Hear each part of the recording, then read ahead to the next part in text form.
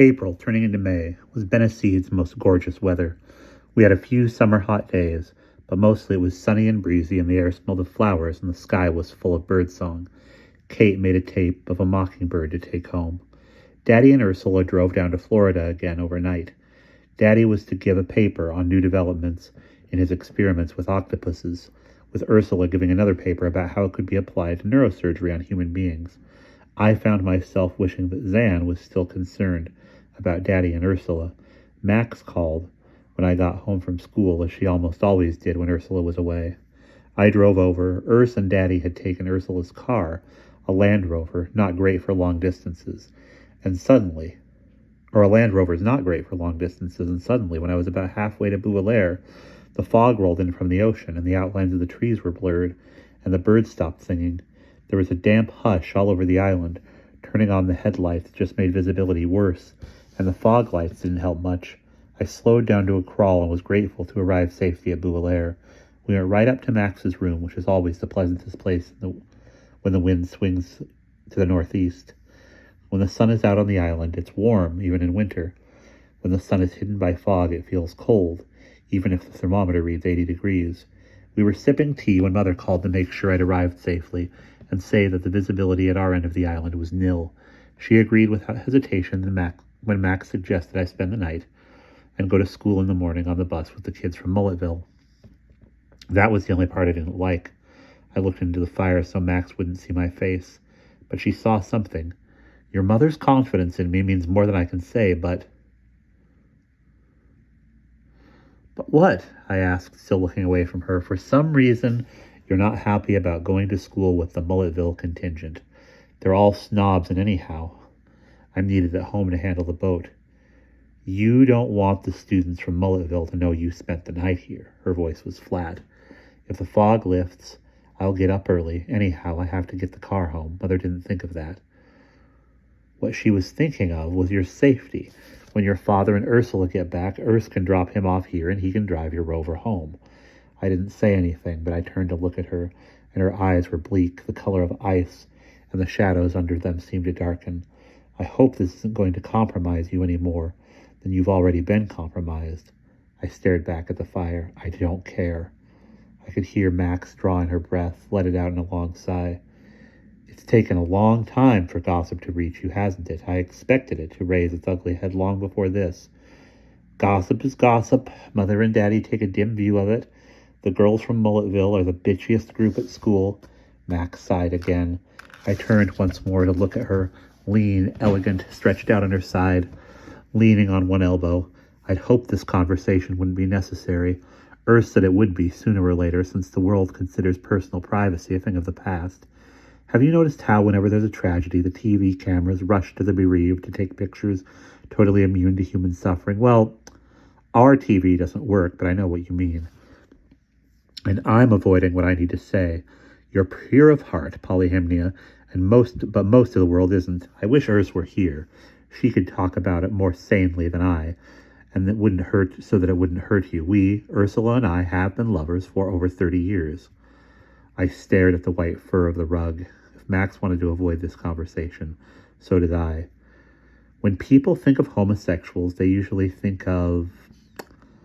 Ursula and I have a long and faithful love. In my ears, I heard Zan's words about 2 dykes. It didn't fit Max and Ursula. Neither did the words I heard at school. Gays and faggots and queers. I love you, Polly. I love you like my daughter, and you love me too, in all your amazing innocence. There was a long pause. I hoped the conversation was over, but Max went on. Ursula, she paused again. Ursula is the way she is. She's competed in a man's world, in a man's field. There are not many women neurosurgeons. As for me, I don't want to know, I thought. Keep this kind of thing in the closet where it belongs. That's what doors are for. It doesn't have anything to do with me. We'd better go downstairs, Max said. I asked Nettie and Ovid to set the table on the veranda. I followed her. Instead of going directly out to the veranda, she paused at the oval dining room, switching on an enormous Waterford chandelier, which sparkled like drops of water from the ocean. Mother and Daddy have eaten in the oval dining room at Bouillère. When I ate with Max and Ursula, it was supper, not dinner. Sometimes it was chili on trays Sometimes it was chili on trays in the library, or sometimes on the big marble-top table in the kitchen. Ursula kneaded dough on that table, and the kitchen usually held the fragrance of baking bread. "Nettie, really!" Max exclaimed, and I saw that 2 places had been set at the mahogany table, which, like the room, was oval. As though she had been called, Nettie came in through the swing door, which led to the breezeway and the veranda. "Veranda's too damp," Miss Max said. "Table's wet. Fog's thick." "Fine, Nettie," Max said. "You're all right. We'll eat here." She sat at the head of the table and pointed to the portrait over the long sideboard. A portrait of a man, middle-aged or more, stern and dignified, with white hair and mustache, a nose, which was a caricature of Max's, and a smile which made me uncomfortable.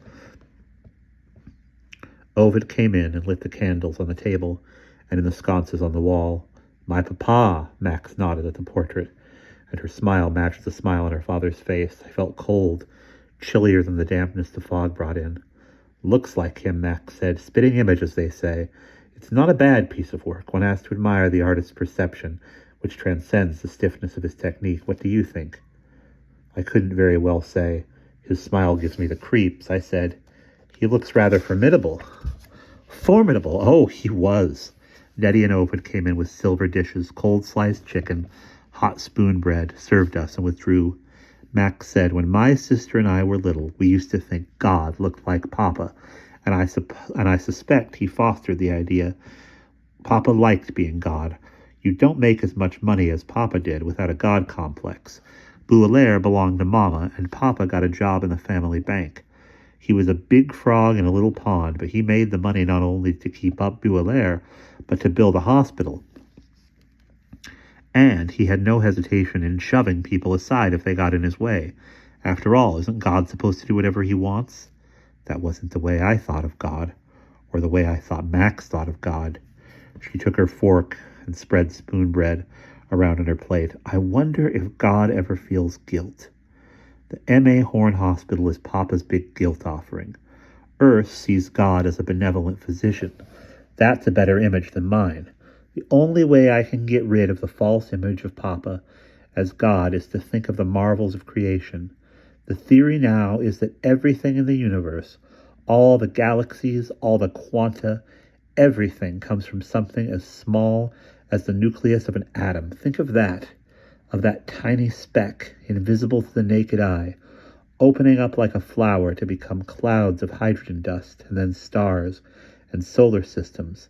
That softly opening flower, I visualize a lotus, is a more viable image of God for me than anything else. I keep the portrait of Papa to remind me that God is not like him."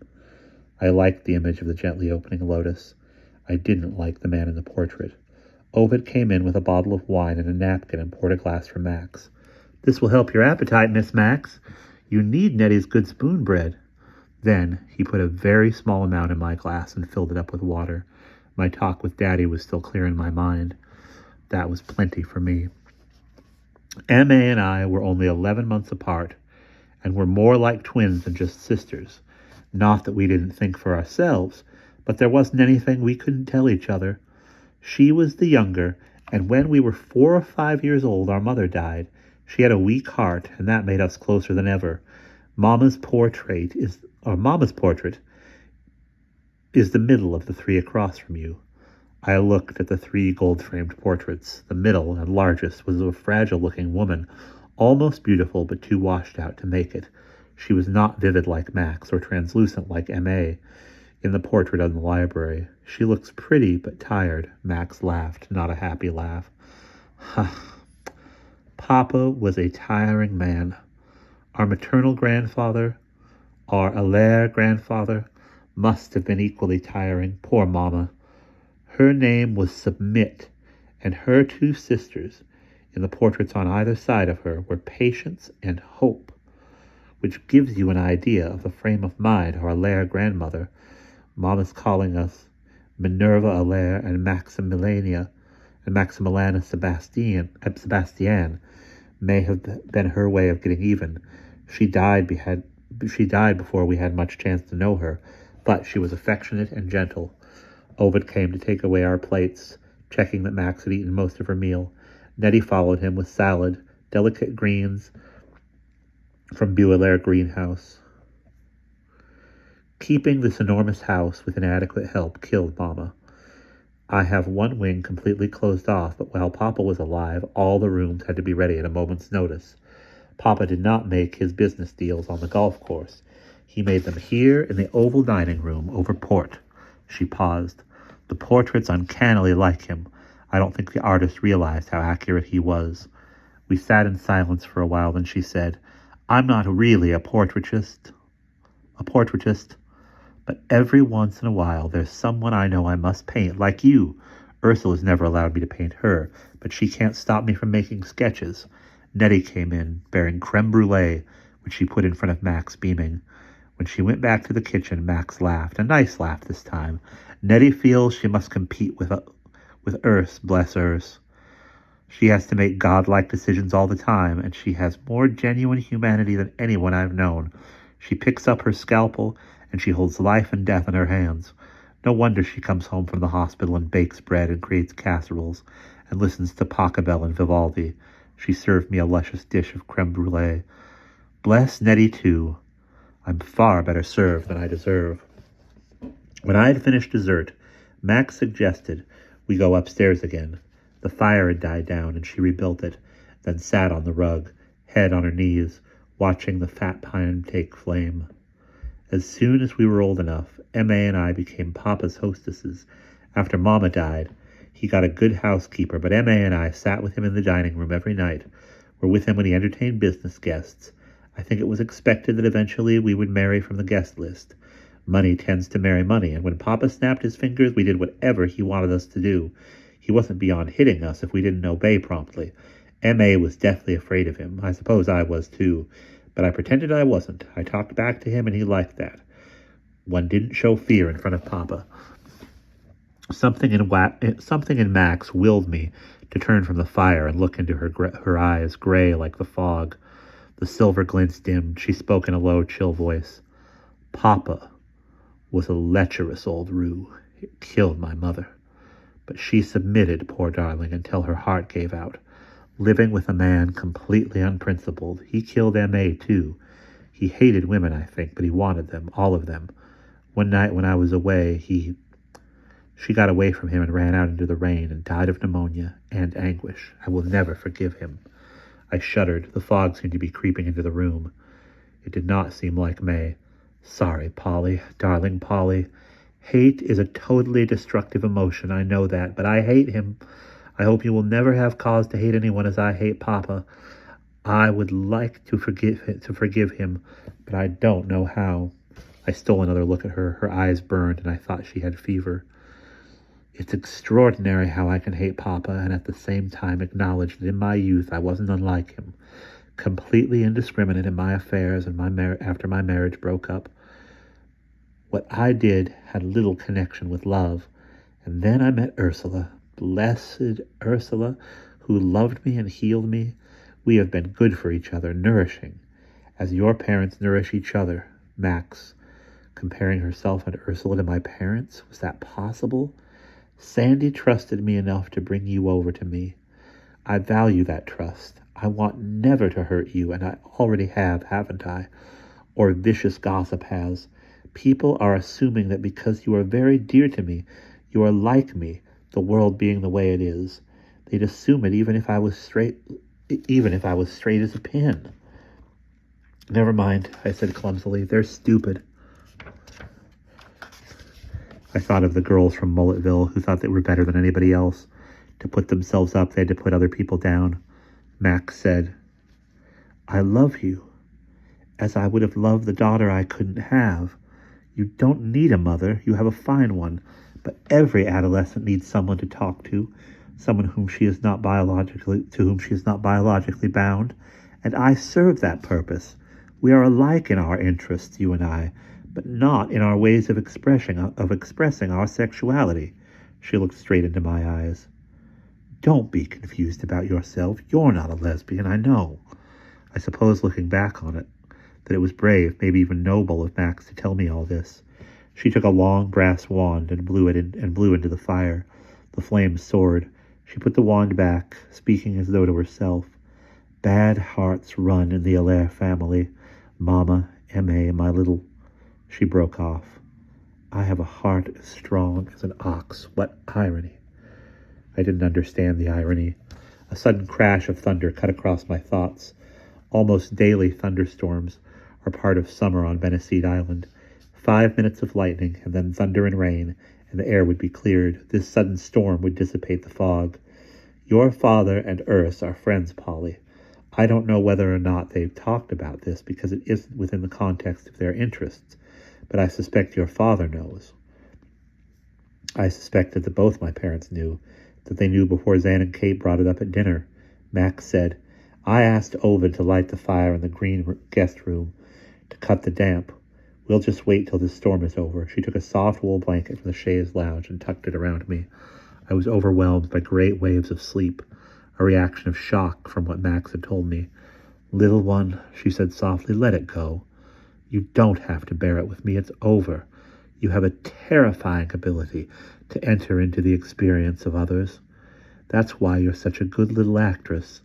You feel things too deeply to bear them, unless you can get them out of yourself through some form of art. I closed my eyes and her words drifted away with the smoke. When I woke up, it seemed that a light was shining in my eyes. The fog had cleared and the moonlight was coming through the windows. By its ancient light, Max was looking at me, her eyes as bright and savage as a gull's, but her voice was gentle. Time for bed. I staggered to my feet and followed her to the green guest room. The fire had died down to a glow, but it had taken the damp away, and the breeze coming in from the window was summery. I slipped into bed, and Max tucked the covers about me. I drifted back into sleep. In the morning, I got up early, drank a glass of milk, drove the length of the island to our house, and took the boat across the water to Cowpertown and the school bus. And we'll pause there.